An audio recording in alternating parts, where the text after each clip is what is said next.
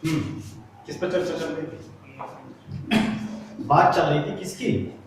गंगा नदी की। यानी कि हमने सिंधु की बात कर ली थी, सिंधु तंत्र की बात कर ली थी, और हमने ब्रह्मपुत्र तंत्र की बात कर ली थी। उसके बाद हमारा कौन सा तंत्र बचा था? गंगा का तंत्र। मैंने आपको बताया था भारत में सिर्फ दो प्रकार की नदियां होती है। कौन सी? प्रायद्वीप भारत की नदी और एक हिमालय की नदी। यानी कि प्रायद्वीप भारत की नदी हम प्रायद्वीप भारत में पढ़ेंगे, अब गंगा की नदियां पढ़ेंगे, यानी कि हिमालय की नदियां पढ़ेंगे। उसमें मैंने बताया था हिमालय के पास खाली 3 प्रकार से क्या मुख्य नदियां हैं, एक सिंधु, एक ब्रह्मपुत्र और एक सिंधु नदियां जो हिमालय से निकलती है। अगर मैं सिंधु और ब्रह्मपुत्र की बात करूं तो तिब्बत से निकलती है, लेकिन अगर मैं गंगा की बात करूं तो ये कहां से निकलती है? भारत के उत्तराखंड राज्य से निकलती है, यानी कि भारत से इसका उद्गम।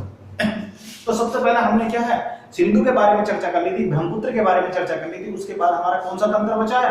गंगा का तंत्र बचा। तो हम गंगा के बारे में थोड़ी चीजें इंफॉर्मेशन देते हैं, यानी कि इसकी सहायक नदियां देखेंगे मोस्ट, और हम क्या है, इसका उद्गम कहां से होता है, इस पर कौन सी परियोजना है, इन प्रकार से क्या हम गंगा पर चर्चा करेंगे।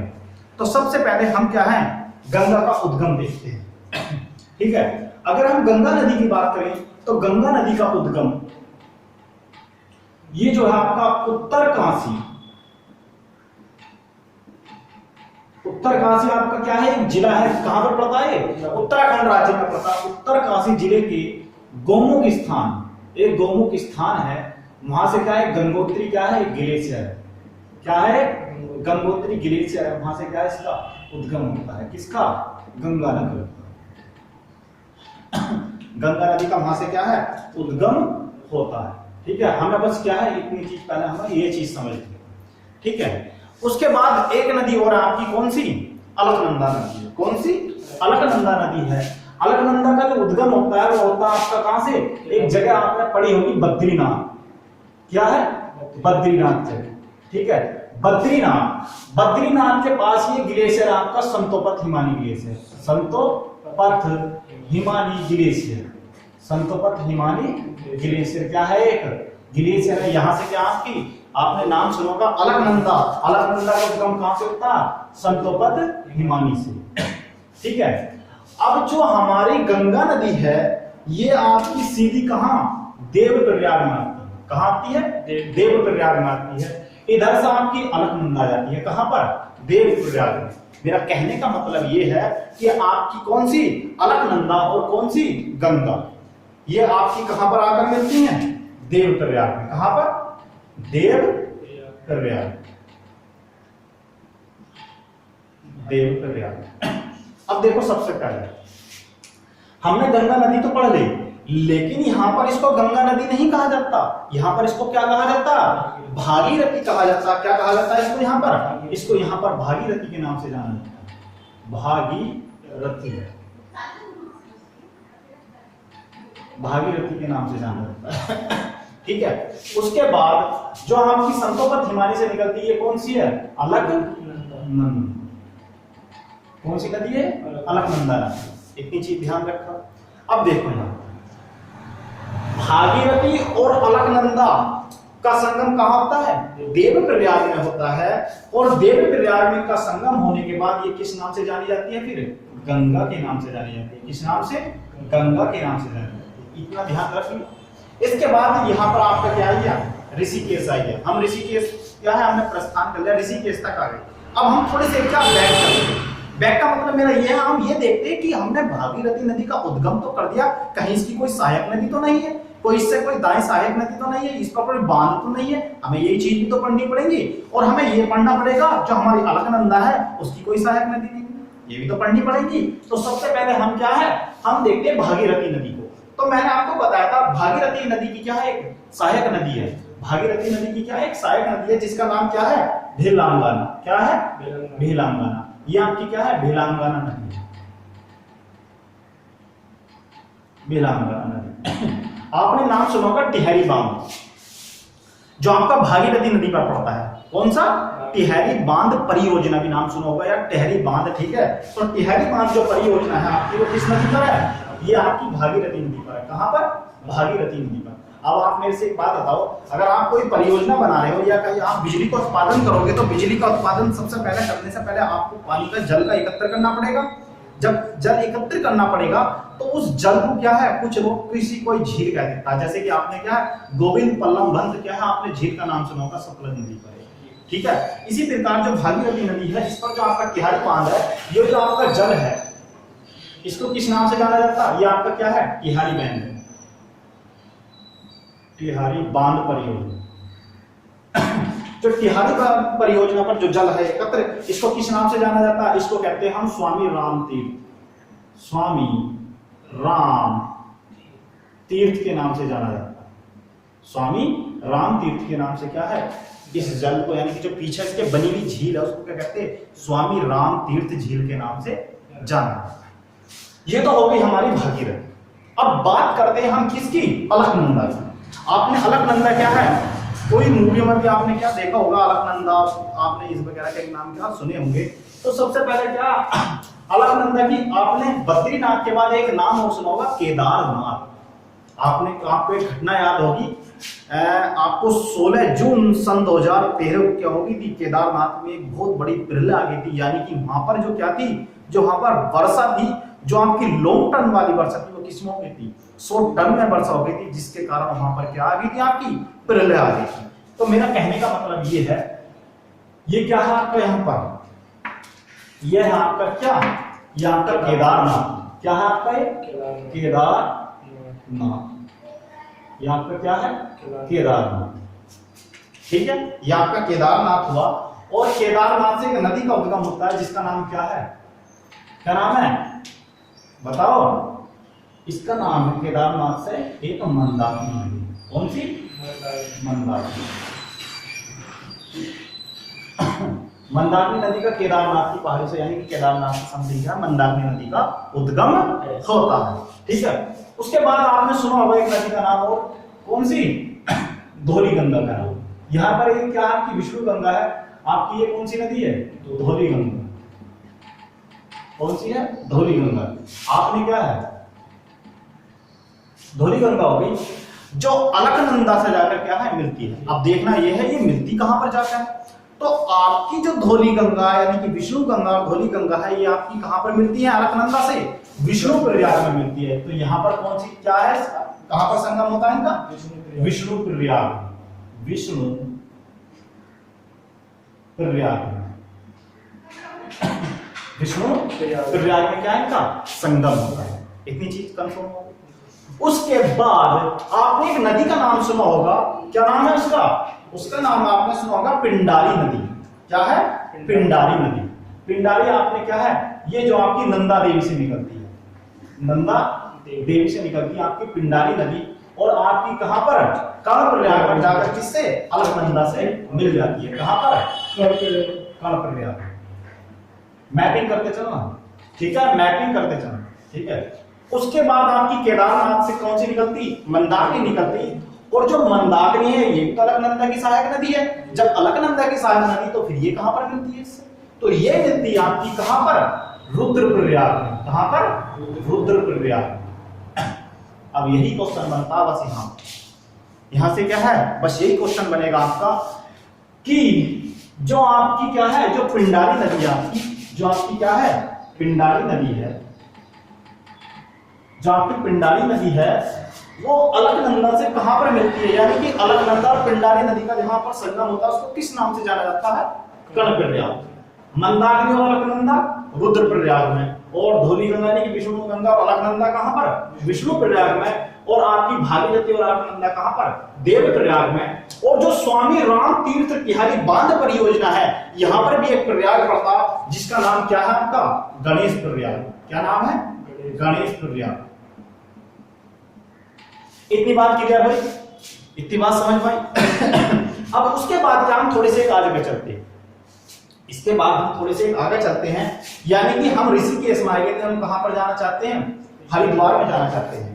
हरिद्वार में क्या हम जाना चाहते हैं, हरिद्वार में जाने के बाद आपने सुना होगा उत्तर प्रदेश के सहारनपुर और आपके बिजनौर और आपका क्या है ये जिले पड़ते हैं, ठीक है, और गाजियाबाद उत्तराखंड में आ रखा है, लेकिन ये पहाड़ी जिला नहीं है, ठीक है। यानी कि यहाँ से गंगा नदी यानी कि आपकी हरिद्वार के बाद आप कहां पर एकदम मैदानी भागों में प्रवेश करती है, और जैसे ही मैदानी भागों में प्रवेश करती है, ये आपका क्या हो गया, ऋषिकेश हो गया, ये आपका हरिद्वार हो गया। लिखते रहना इसको, साथ चलते रहना, उसके बाद क्या है आपका, कुछ दूरी पर चलने के बाद आपका क्या आता है, कन्नौज या हरदोई आता है, फिर आपका क्या आता है, इलाहाबाद। इतनी चीज क्लियर होगी। अब देखो यहाँ पर जब इलाहाबाद आता है तो आपने सुना होगा इलाहाबाद में संगम, इसको त्रिवेणी संगम भी कहा जाता है। इलाहाबाद में क्या है आपका संगम है, गंगा यमुना सरस्वती का क्या है यहाँ पर संगम मिलेगा आपको। और जब यहाँ पर संगम मिलेगा तो यहाँ पर किसका संगम है, यमुना का। तो यमुना नदी कहां से आ रही है, पहले ये देखनी पड़ेगी। तो हम थोड़े से क्या है बैक चलते हैं, बैक यानी कि हम इसकी क्या है, गंगा की जो सबसे लंबी सहायक नदी है यमुना, इसके बारे में क्या थोड़ी सी जानकारी लेते हैं। तो आपने सुना होगा यहाँ पर गंगोत्री ग्लेशियर और यमुना नदी का नाम आपने सुना होगा, सबको याद है, वनडे का क्वेश्चन है कि यमुना नदी का कहां से उद्गम होता है, यमुनोत्री से। कहां से होता है, यमुनोत्री से। ये आपका क्या है, यमुनोत्री। यमुनोत्री से कहां है आपका, किसका उद्गम होता है, गंगा का उद्गम, उसका सॉरी यमुना का उद्गम होता है। ये चीज क्लियर हो गई। तो यमुनोत्री से किसका उद्गम हो रहा, यमुना का उद्गम हो रहा। ठीक है। अब आप एक चीज ध्यान रखना, आपने सुनेंगे दिल्ली, ठीक है, आगरा, मथुरा, इस प्रकार के सारे राज्य आपके कहां रहे हैं, यमुना नदी के किनारे आ रहे हैं। ताजमहल वगैरह सब आपके कहां पर आ रहे हैं, यहीं पर आ रहे हैं। ठीक है। और सुनो, यहां पर आने के बाद आपने एक नदी का नाम और सुना होगा, चंबल नदी, जो किसकी, आपकी यमुना नदी की सहायक नदी है। किसकी, यमुना नदी की क्या है, सहायक नदी है। तो यहां से क्या आपकी, एक आपने सुना होगा मध्य प्रदेश में जावा पोवा की पहाड़ी, जावा पोवा की पहाड़ी, जावा पोवा की पहाड़ी, जावा पोवा की पहाड़ियों से क्या है, मध्य प्रदेश में पड़ती है। ठीक है। जावा पोवा की पहाड़ियों से क्या है, हमारी चंबल नदी का उद्गम होता है। इसका चंबल नदी का उद्गम। ये चीज समझ में आ रही नहीं। जब चंबल नदी का उद्गम होता है तो आपकी जावा पोवा पहाड़ी के पास ही उज्जैन पड़ता है। उज्जैन के पास क्या है, क्षिप्रा नामक एक स्थान है। वो क्षिप्रा नामक स्थान से आपकी एक नदी का उद्गम होता है, जिसका नाम क्या है, क्षिप्रा नदी। क्वेश्चन आता है उज्जैन किस नदी के किनारे बसा हुआ है, तो उज्जैन आपका किस नदी के किनारे बसा हुआ है, क्षिप्रा नदी के किनारे बसा हुआ है। ये आपका क्या है, यहाँ पर एक क्षिप्रा नामक क्या है जगह। ठीक है। यहाँ से क्षिप्रा से क्या होती है, नदी का उद्गम होता है आपकी कौन सी, क्षिप्रा नदी। इसका क्षिप्रा नदी, क्षिप्रा नदी का, क्षिप्रा नदी का क्या हो गया, उद्गम हो गया।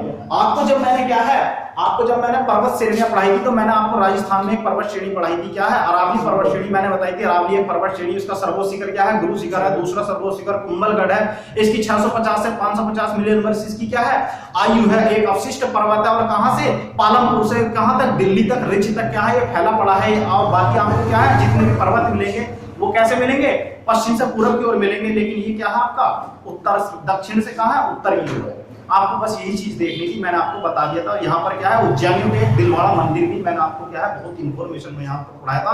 क्वेश्चन बचने का नहीं है, बस आप क्या है इतनी तैयारी करते चलो। ठीक है। तो आपने को जब मैंने अरावली पर्वत श्रेणी बताई थी, तो अरावली पर्वत श्रेणी आपकी राजस्थान में पड़ती है। क्या था, राजस्थान आ गया। ये आपकी क्या है, राजस्थान और एमपी की सीमा होगी। ठीक है। और अरावली पर्वत श्रेणी से एक नदी निकलती है आपकी, जिसका नाम क्या है, बनास। बनास नदी कहां से निकलती है, अरावली पर्वत श्रेणी से। ठीक है। इतनी चीज समझ में आई या नहीं है, ये बात। ठीक है। उसके बाद आपकी छोटी मोटी और क्या सहायक नदी है। एक आपने चंबल की एक नदी और सुनी होगी, जिसका नाम है काली सिंध। तो आपने मध्य प्रदेश में एक जिला पढ़ा होगा, देवास जिला। आपकी यहाँ पर क्या है, आपकी एक काली सिंध निकलती है। ये क्या आपकी काली सिंध, काली सिंध। काली सिंध जो है ये कहां से, मध्य प्रदेश में देवास जिले से निकलती है। देवास जिला ये आपकी क्या इस प्रकार क्या है, उसकी मध्य प्रदेश की सीमा है, मध्य प्रदेश और राजस्थान की सीमा होगी। ठीक है। बनास और कौन सी होगी आपकी, यह होगी आपकी चंबल नदी, चंबल नदी। जावा पोवा की पहाड़ी से निकलती है, आपकी क्षिप्रा हो गई, ये आपका उज्जैन है और ये आपका देवास हो गया। अब देखो सुनो, आपने अधिकतर क्या है बहुत एग्जामों में क्वेश्चन सुना होगा, जो हमारी चंबल नदी है, जो हमारी चंबल नदी है वो बहुत अधिक बीहड़ का निर्माण करती है। अब बीहड़ क्या होते हैं, सबसे पहले क्वेश्चन हमारा ये बनता। तो बीहड़ कहते हैं हम नदी के आसपास जो गड्ढे होते हैं उनको क्या कहा जाता, बीहड़ कहा जाता है। इनका निर्माण नदी करती है। और अधिकतर आप अगर राजस्थान वगैरह का पीसेस दोगे तो आपका राजस्थान में इंटरव्यू में इस तरह से क्वेश्चन कर लिए जाते हैं। जो आपकी चंबल घाटी है यहाँ, ये आपके डाकुओं के लिए बहुत प्रसिद्ध है। किसके लिए? डाकुओं के लिए प्रसिद्ध है। राजस्थान का क्या विशेष पढ़ोगे, किसी से बात करोगे तो बताया जाता है कि यहाँ पर एक कोई पप्पू डोन रहता। ये रियलिटी है, यहाँ पर एक कोई पप्पू डोन रहता, उसके लिए फेमस है। यहाँ पर सबसे ज्यादा डाकू पाए जाते हैं क्योंकि यहाँ पर नदी के आसपास गड्ढे हैं और उनमें क्या चोर लूट आदि मार होती है। ठीक है, इस प्रकार चंबल का क्या है, बीहड़, सबसे ज्यादा बीहड़ का निर्माण करती है कौन? चंबल। उसके बाद क्या है,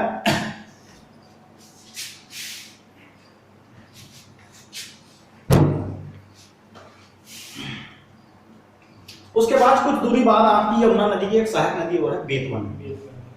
कौन सी? बेतवा। ये क्या है आपकी? बेतवा नदी। ठीक है, ये क्या है आपकी? बेतवा नदी है। जो बेतवा नदी है आपकी, ये बुंदेलखंड के पठार से निकलती है। बुंदेलखंड के पठार से। अब बुंदेलखंड का पठार कहां पर पड़ता? बुंदेलखंड का पठार कहां पर पड़ता है? मैंने बताया था जब आपको यूपी स्पेशल पढ़ा रहा था, आपका जो उत्तर प्रदेश में जो हल्का सा नीचे को मध्य प्रदेश में ललितपुर क्या है, लटका हुआ है, यानी कि जो नीचे को जिसकी सीमा जाती है ललितपुर क्या है, बुंदेलखंड हमारा। यहीं से क्या है आपकी, यहाँ पर क्या अधिक पानी की कमी होती है। जब आप जनगणना वगैरह पढ़ोगे तो आप देखोगे यहाँ पर न्यूनतम इस प्रकार का आपको बेरोजगारी उत्पादन के वगैरह में क्या बहुत कम मिलेगी। ठीक है, तो आप क्या है इन चीजों को देखोगे। ठीक है, तो अब सबसे पहले क्या देखना हमको, अब हमको देखना है ये बुंदेलखंड का पठार हो गया, ये कौन सी नदी होगी हमारी? चंबल नदी होगी। कौन सी है ये नदी हमारी? चंबल नदी।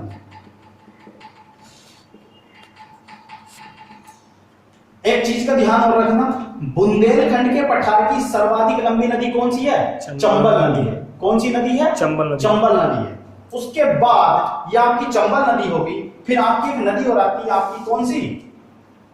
आपकी एक नदी और है, यहां से एक नदी का उद्गम और होता है, आपने सुना होगा केन नदी का। किसका? केन नदी का। केन नदी किसकी सहायक नदी है आपकी? यमुना की सहायक नदी, केन नदी।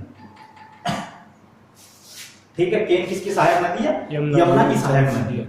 उसके बाद अब हम कहां पर आ गए? इलाहाबाद में आ गए। इलाहाबाद जितनी भी नदी मोस्ट ये मैंने आपको क्या है सब बता दी है। उसके बाद अब आपको क्या पढ़ना है? अब आपको जो है मैंने बताया था ये ऋषिकेश हो गया, ये हरिद्वार हो गया, ये आपका कन्नौज या हरदोई आ गए थे। इसके बाद हम इलाहाबाद आ गए, यहाँ पर प्रताप का कुमायूं हिमालय। क्या? कुमायूं हिमालय। ये क्या प्रताप का? कुमायूं हिमालय प्रताप। और कुमायूं हिमालय से आपकी नदी निकलती है जो आपकी कन्नौज में जाकर क्या गंगा नदी से मिल जाती है। इस नदी का नाम क्या है? रामगंगा। क्या है? रामगंगा इस नदी का क्या है नाम है। ये कहां पर मिलती है आपकी? कन्नौज या हरदोई। कन्नौज या प्लस हरदोई मिलेगा आपको किसी बुक में। ठीक है, हरदोई। उसके बाद ये क्या आएगा आपका? इलाहाबाद आएगा। क्या आएगा? इलाहाबाद आएगा। फिर हम थोड़ी सी इलाहाबाद से क्या है और आगे चलते हैं। ठीक है, इलाहाबाद से क्या हम आगे पहुंचते हैं। इस प्रकार क्या हम आगे पहुंचने के बाद ये आपकी क्या है बंगाल की खाड़ी जाएगी कुछ दूरी के बाद। ठीक है, अब आपने क्या है जो आपने रामगंगा पढ़ी है, आपने एक नदी का नाम और पढ़ा होगा। यूपी में एक नदी आपकी कौन सी? गोमती नदी। गोमती नदी कहां से निकलती है? मैंने बताया था जब यूपी स्पेशल पढ़ाया था, गोमती नदी का जो उद्गम है आपका वो कहां से होता है? फुल्लर झील से होता है। फुल्लर झील से होता है।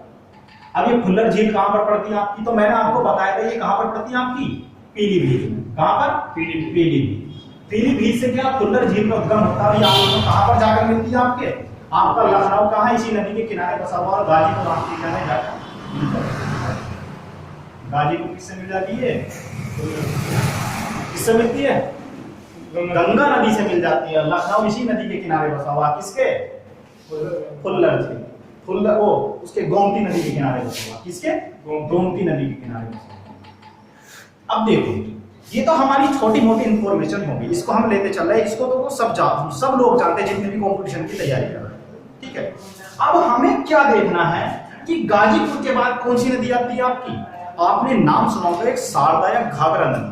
किसका? शारदा या घाघरा नदी का। आपकी ये क्या है? शारदा नदी। ये इधर वाली शाखा जो है इसे काली व कर्णाली के नाम से जाना जाता है। काली व कर्णाली के नाम से जाना जाता है। और ये जो नदी है आपकी कौन सी? शारदा नदी के नाम से जाना जाता है। देखो आपने सुना होगा सरायू, फैजाबाद, ये सब यहीं पर आ रहे हैं आसपास। ठीक है, सरायू, इस सराय आपको क्या है, इनके किसी बुक में आपको उपनाम मिलेंगे, किसी बुक में क्या है आपको यही नदी मिलेंगी। इस चीज का ध्यान रखना, मैपिंग करना और बताना, ठीक है। और व्हाट्सएप पे क्या पूछते रहा करो, ठीक है। उसके बाद आपकी शारदा होगी। शारदा मैंने आपको बताई कि आपको जब मैंने हिमालय पढ़ाया था, एक मैंने ग्लेशियर पढ़ाया था आपको, मिलान ग्लेशियर। मिलान ग्लेशियर से क्या है आपका शारदा नदी का उद्गम होता है। काली और कर्णाली का जो उद्गम होता है आपका, आपने नाम सुना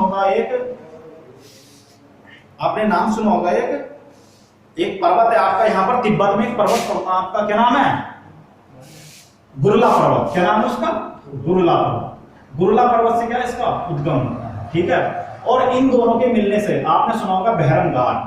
बहरम घाट पर क्या है, ये दोनों नदी आपस में मिलती हैं, उसके बाद इसका नाम क्या हो जाता है, घाघरा हो जाता है। क्या हो जाता है, घाघरा हो जाता है। और आपने क्या है नाम सुना होगा क्या, छपरा। छपरा बिहार में पड़ता है छपरा, और छपरा में जाकर ये किससे मिल जाती है, गंगा से मिल जाती है। उसके बाद आपकी एक नदी और आती है, इसके बाद आपकी एक नदी और आती है। क्या नाम है उस नदी का, बताओ भाई, क्या नाम है?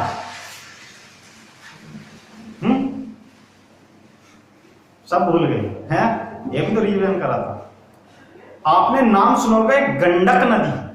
क्या नाम है, गंडक नदी।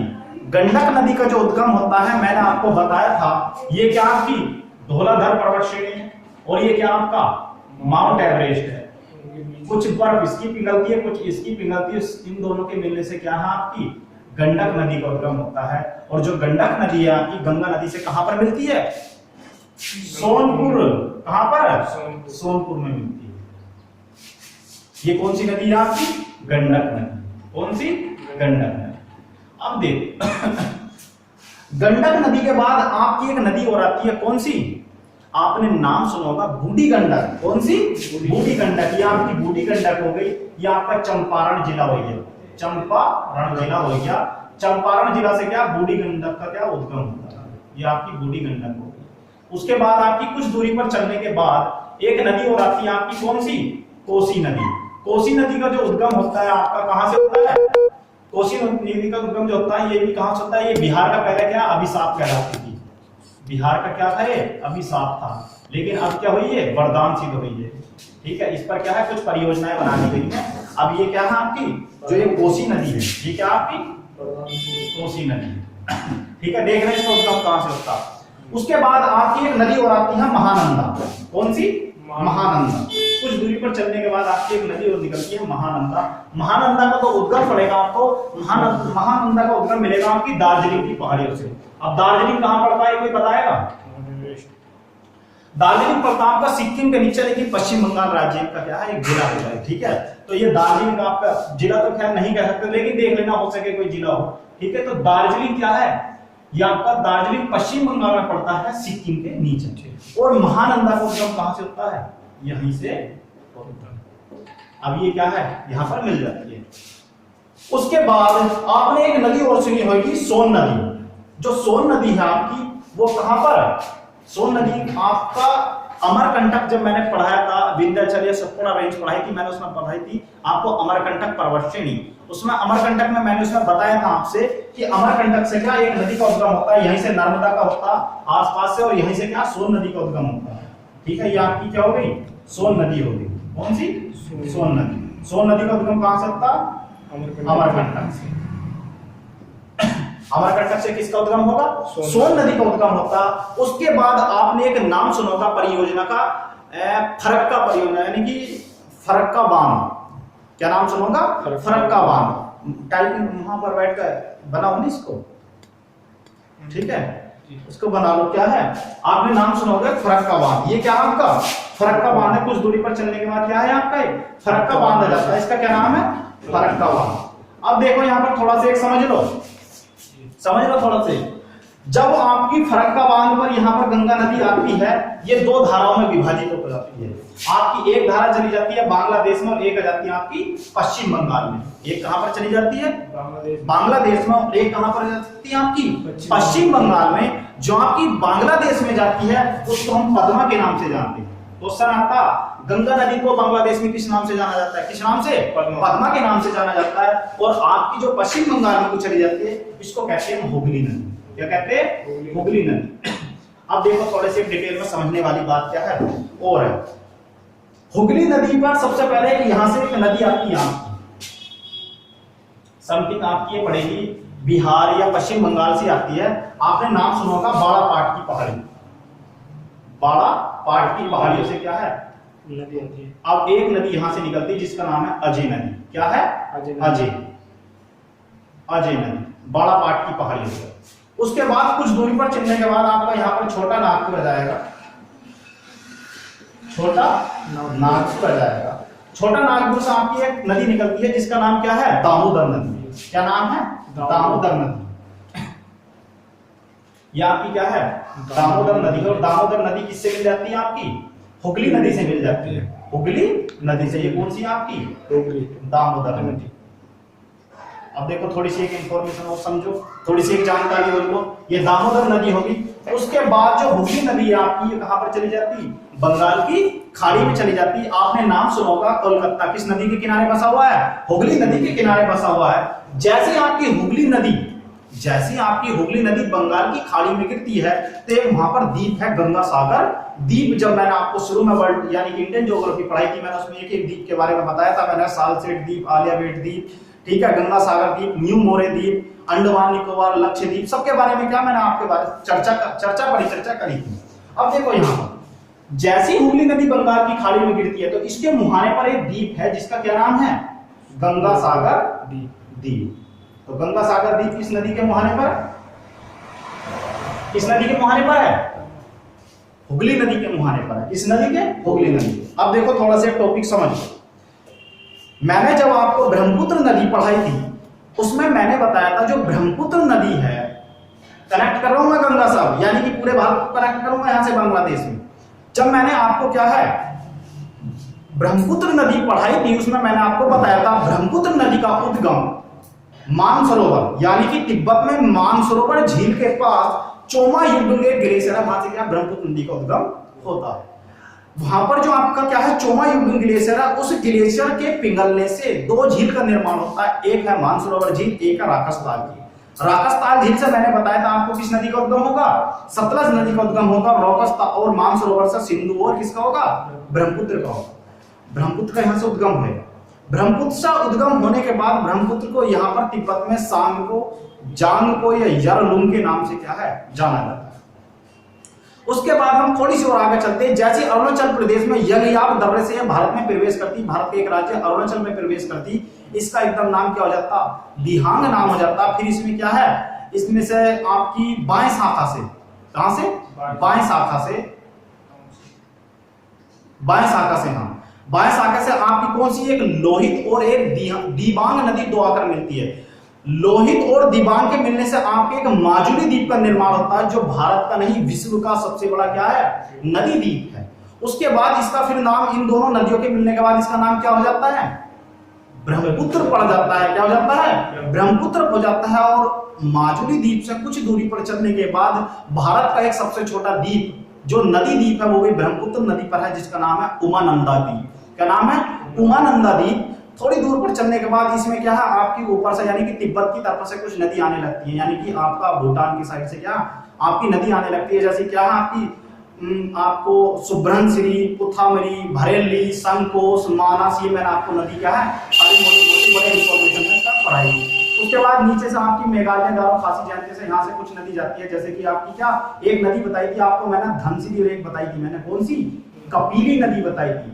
उसके बाद बांग्लादेश में जैसी पहुंचती है इसका नाम धुबरी के निकट ये बांग्लादेश में प्रवेश करती है। और जैसी बांग्लादेश में प्रवेश करती है इसका नाम क्या हो जाता है? जमुना हो जाता है। और फिर सिक्किम में एक मैंने ग्लेशियर बताया था आपको, जेमू ग्लेशियर। जेमू ग्लेशियर से फिर क्या है एक नदी निकलती है जिसका नाम क्या है? तीस्ता। अब ये तीस्ता नदी बांग्लादेश में क्या है? जमुना नदी से मिल जाती है। और फिर आगे क्या आपकी मैंने बता दिया ये पद्मा नदी है। पद्मा नदी और आपकी जमुना नदी का क्या बिल्कुल संगम हो रहा है। फिर कुछ दूरी पर चलने के बाद फिर इसका नाम क्या हो जाता है? पद्मा के नाम से बहती है। यानी कि जमुना और पद्मा फिर आगे किस नाम से बहती है? संगम होने के बाद पद्मा के नाम से बहती है। फिर आपकी क्या है त्रिपुरा की पहाड़ियों से और कुछ क्या है एक बराक नदी निकलेगी आपकी कहां से? आपकी मेघालय के पहाड़ियों से, कुछ थोड़ी सी मोटी धार यहाँ से निकलती है, लेकिन त्रिपुरा की पहाड़ियों से क्या अधिकतर आती है। त्रिपुरा आपको पढ़ना पड़ेगा, यहाँ आपका त्रिपुरा और आपका मेघालय समथिंग यहाँ से क्या एक नदी निकलती है, मेघना नदी। जो मेघना नदी है फिर वो कहाँ पर आपका यहाँ पर एक चांदपुर जगह पड़ेगी, वो किसके साथ मिल जाती है, फिर पद्मा से मिल जाती है। और फिर आगे फिर ये क्या है, पद्मा के नहीं मेघना के नाम से क्या है प्रवाहित होती है, यानी कि बहती है। और कुछ दूरी पर बहने के बाद यहाँ पर सुंदरी वृक्षों की अधिकता होने के बाद क्या है, विश्व का सबसे बड़ा सुंदरवन डेल्टा बनाती है। ये ब्रह्मपुत्र और गंगा का तंत्र हो गया, यानी कि मैंने आपस में जोड़ दिया।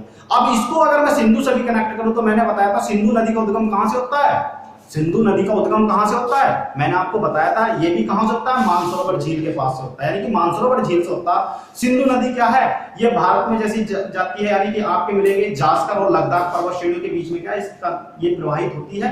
और उसके बाद ये आपके भारत का, यानी कि जो भारत का दूसरा सबसे बड़ा जिला है लेह, वो इसके किनारे बसा हुआ है, यानी कि भारत के एकमात्र जिला और एकमात्र क्या है राज्य से क्या है सिंधु नदी क्या है भारत में प्रवेश करती है, यानी कि भारत में एक ही राज्य में रहती है। उसके बाद क्या है इसके ऊपर से आपकी क्या है कुछ पाकिस्तान से और अफगानिस्तान से काबुल, कुर्रम, गोमल इस प्रकार की नदी आकर मिलेगी, आपको मैंने बताया था। और एक नदी और बताई थी मैंने काराकोरम, यानी कि आपका जो सियाचिन ग्लेशियर है वहां से श्योक नदी आएगी। और एक श्योक नदी की एक नदी और बताई थी मैंने नुब्रा नदी। श्योक नदी की सहायक नदी क्या है, नुब्रा नदी है। ये फिर आकर किससे मिल जाएंगी, सिंधु से मिल जाएंगे। और सिंधु से मिलने के बाद फिर क्या है सिंधु नदी आगे प्रभावित होगी, फिर भारत की जो हमें पंचनद के नाम से जाना जाता है। फिर हम उन नदियों की इंफॉर्मेशन पढ़ेंगे। सबसे पहले आपकी कौन सी नदी आती है, झेलम नदी आती है। अगर मैं झेलम की बात करूं तो झेलम नदी का उद्गम कहां से होता है, झेलम नदी का उद्गम कैसी बात कर रहे हो, मैंने ये बताया नहीं था। झेलम नदी का उद्गम जो होगा कहां से होगा, बेरीनाग झरने से होगा। बेरीनाग झरने के बाद वो फिर बुलर झील में क्या है मिल जाएगी, और बुलर झील से निकलकर फिर वो क्या है आपकी सिंधु से मिल जाएगी। लेकिन झेलम नदी की भी एक सहायक नदी हो रहा है किशन गंगा, जो ऊपर से आती है आपकी सिंधु में और बीच में से यहाँ से, ठीक है। किशन गंगा नदी पर क्या है, किशन गंगा परियोजना स्थित है, ठीक है। हम परियोजना भी पढ़ेंगे, हाथ देख लेंगे, ठीक है। ज्यादा लंबा टॉपिक हो जाएगा, समय भी थोड़ा होता है, ठीक है। उसके बाद जो है आपकी क्या है किशन गंगा परियोजना, फिर उसके बाद आपकी चिनाब नदी आती है, जो बड़ा लाचा दर्रे से निकलती, चंद्र तथा भागा के नाम से दोनों साइडों से निकलती, जो दोनों धाराओं के मिलने से इसका नाम क्या होता, चिनाब नदी होता। बागल बिहार परियोजना पड़ेगी क्या, हम पढ़ेंगे। उसके बाद हमारी रावी नदी आती है, जो रोहतांग दर्रे से क्या है निकलती है। रोहतांग दर्रे से निकलने के बाद ये भी किससे मिल जाती है आपकी, यानी कि चिनाब नदी से मिल जाएगी। उसके बाद आपकी व्यास नदी आएगी, जो व्यास कुंड से निकलती है, ठीक है। व्यास कुंड से मिलने के बाद ये सतलज नदी में हरि के बैच के पास क्या है मिल जाएगी सतलज नदी से। उधर से आपकी सतलज नदी आ जाएगी, उधर से आपकी कहां से, रोकस्ताल से, जो मैंने आपको बताया था चोमो युगडुंग ग्लेशियर के पिघलने से क्या है दो झील का निर्माण होता है, एक मानसरोवर है इसका रोकस्ताल का। रोकस्ताल से एक नदी निकलेगी आपकी कौन सी, सतलज नदी। सतलज नदी जैसी क्या है सिपकला दर्रे से भारत में प्रवेश करेगी, कुछ दूरी पर आने के बाद ये फिर क्या है व्यास नदी हरि के बैराज पर, यानी कि हरि के बैराज एक क्या है जगह है, यहाँ से क्या आपकी इंदिरा गांधी नहर भी निकाली गई है, वहां पर व्यास और सतलज का क्या है संगम होता है। आपने नाम सुना होगा भाखड़ा नागर परियोजना, वो भी यहीं पर है। और जो भाखड़ा नागर परियोजना उसके पीछे जो झील बनी हुई है उसे क्या है गोविंद बल्लभ पंत झील के नाम से क्या है जानते हैं। ये क्या थी थोड़ी थोड़ी मोटी इंफॉर्मेशन थी। यहाँ का गंगा तंत्र है, इसके बारे में करना और हो सके तो लिखने की खुद कोशिश करना। मैं इसके बारे में अब कुछ नहीं लिखवाऊंगा, बस आपको कुछ नहीं लिखना, आपको बस यही लिखना कि गंगा नदी का उद्गम, गंगा नदी का उद्गम उत्तराखंड के उत्तरकाशी जिले के गोमुख स्थान से गंगोत्री ग्लेशियर से होता है, ठीक है। बाकी क्या है हम थोड़ा बहुत क्या है हिंदी के बारे में चर्चा करते हैं, फिर आपका संविधान चलेगा, फिर मैथ चलेगा, फिर संविधान चलेगा, उसके बारे में क्या धीरे धीरे चर्चा करेंगे, ठीक है। मिटा दो इसको, ठीक है। ये आपकी क्या है गंगा तंत्र होगी।